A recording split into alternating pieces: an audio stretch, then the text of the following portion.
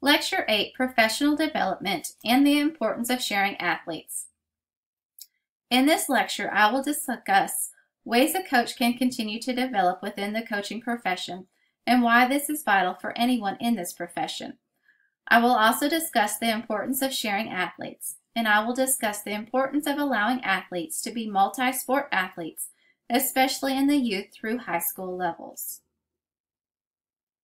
The term professional development is used to reference specialized training or advanced professional learning intended to help people improve the professional knowledge and skills in their specific field. As I mentioned in prior lectures, coaching is a profession that requires you to continually learn new skills and strategies in order to stay competitive in your sport. Common ways coaches continue to enhance their knowledge and skills is by attending coaching clinics. These are generally hosted by different organizations and are usually sport-specific. Another type of clinic that coaches generally attend are rules clinics. Rules clinics are usually required in order for coaches to learn about any new rule changes that have been made prior to the start of the season. Summer camps are another way to enhance your skills and network within the profession. Working camps in the summer allows you to work with various coaches in your sport and learn from each other. Other ways to continue to develop professionally are to stay up to date with technology and utilize social media to benefit your program. You should also stay up to date with your administrative duties and look for new ways to promote your program. There are many discussions taking place in regards to single sport specialization. I understand that there are valid arguments for both sides of this issue. However, after much research, I have discovered that especially in the younger levels of sport, that single sport specialization does actually more harm to the child than good for the child. In fact, there are 3 areas that I feel need to be discussed further. They include the increase in injuries due to overuse, kids getting burnt out and want to quit sports altogether, and lastly, the decrease in overall development athletically and as a well-rounded person. Having a medical background, I often hear and sometimes see the types of injuries children and young adults obtain through playing sports. Injuries cannot be 100% avoided. However, due to one sport specialization becoming younger and younger, 50% of overuse injuries are seen directly in those who are one sport athletes. In a study done, athletes who specialized in a single sport were 70 to 93% more likely to be injured than children who played multiple sports. In another study, early sport specialization in female adolescents is associated with a variety of knee pain disorders that may lead to higher rates of ACL tears later on in their careers. If you look at boys who play baseball, especially the pitching position, you will see an increase in the number of youth and young adults having to undergo Tommy John surgery.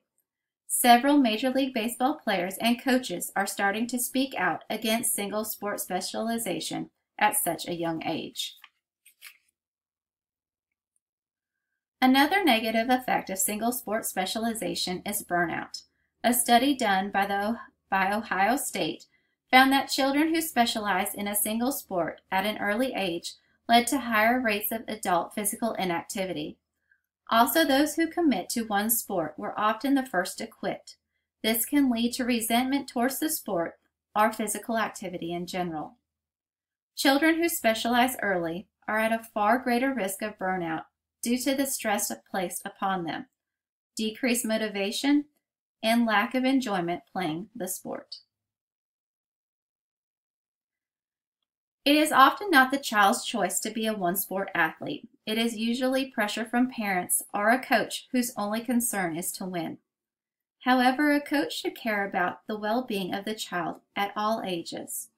Signs of burnout in children resulting from sport specialization may include the following: decreased sports and school performance, chronic muscle or joint pain, personality or mood changes, elevated resting heart rate, fatigue or lack of enthusiasm, difficulty completing usual routines, changes in sleep patterns, decreased appetite, and an increase in injury, illness, or infections. It is important that as a coach you notice these warning signs and speak with parents about your concerns. The last negative I'm going to discuss about one-sport athletes is their development. If a child specializes in one sport, they are at risk of stunted physical, social, and emotional growth. Different sports teach kids different skills that can be transferred from sport to sport. For example, Tim Crumry was a nose tackle for the Bengals and helped lead them to the 1989 Super Bowl. He credits wrestling with teaching him toughness, tenacity, and technique, which he applied on the football field. Other issues include unable to learn how to communicate with others, trouble with problem solving, issues having fun for the sake of having fun and enjoyment. Lastly, limited social circle and number of experiences can also influence the growth of a child. A common argument you hear from parents and coaches is that children need to specialize early in order to increase their chances of playing in college and maybe even at the professional level. Well, only about 7% of high school athletes move on to college sports. Only about 3% of them will actually earn an athletic scholarship. As a coach, you still have 93% of your participants that you also need to focus on and give your attention to. Let me put it another way. If you have 500 athletes participating in sports this school year, roughly 35 of those would see some benefit of early specialization in a sport. However, of those 35 athletes, many would still participate in college sports anyway, simply due to their own athletic ability.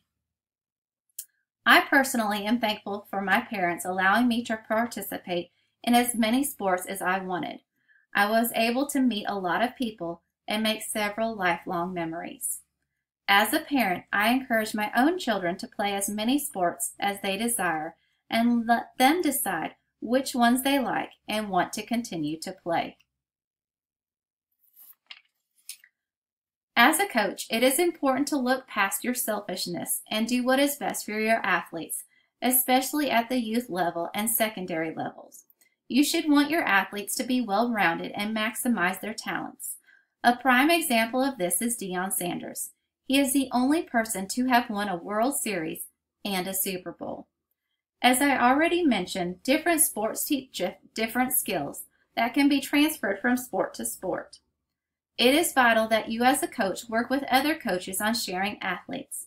That way, athletes are not forced to choose one sport over the other. Sometimes you may have to share the positives of athletes being multi-sport athletes with other coaches and help them realize that it will benefit both programs. Sharing athletes may not be a discussion that is necessary at smaller schools like single A or double A, especially since the athletic population is limited. All possible athletes are needed in order to field a team.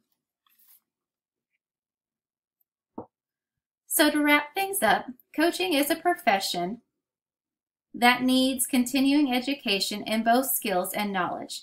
You must continue to develop professionally through professional development. Finally, sharing athletes is important for both the program and the athlete, especially at the early levels of the sport. There are several negatives for pushing athletes to specialize in a single sport. These include injuries, burnout, and not fully developing their physical, social, or emotional growth.